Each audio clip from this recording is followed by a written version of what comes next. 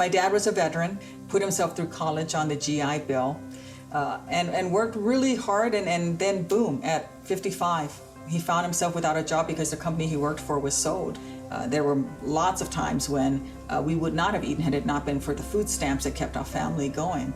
What seems like comfort and security one day can just all be taken away very quickly the next. I see her in the professional setting and I see her in her private lives, and she really just exhibits courage in every sense. I was very privileged to be one of the first Army women to fly combat missions in Iraq. She's got a deep sense of gratitude for the guys that actually carried her off out of that bloody field, put her on another helicopter, and got her out of there. They didn't have to do that. I mean, it looked like she was dead. There's no reason why I made it home other than through the heroism of my buddies. And I really see this time as a bonus time, but also that I have an obligation to do more during this time in my life. Because ultimately, on the worst day that I have here, it's never going to be as bad as it was in Iraq. And that allows me to be more fearless, and it allows me to take chances, and it allows me to speak up.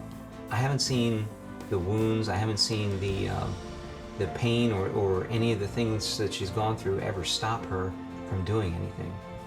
I met Brian in ROTC. We were both cadets at the same time. He made some sort of a comment about women and their service in combat. There was this other cadet who made a disparaging comment about females. I must have glared at him, I guess. And I felt this glow on my cheek, and I turned and I looked, and there's this rather tall Asian woman with an M16 rifle, and she just did not look happy.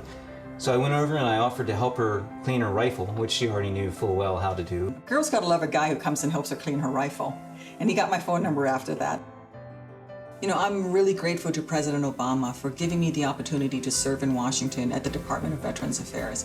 It really allowed me to serve my buddies and fight for our vets, not just the ones who come home wounded, but those who come home and who just need a job or want to go back to school. You know, life isn't fair. And it's not government's job to make life fair. But government shouldn't hurt you, it should help you.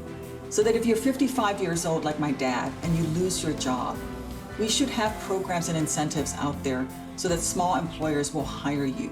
So that if you need to be retrained, there are programs out there that will help you to find those new skills. You may not come from a wealthy family and have no idea how you're going to go to college, but there should be programs there that help you get that education that you need so that you have a shot at the American dream. Because if you're not willing to give up when life isn't fair, then we're not going to give up on you either.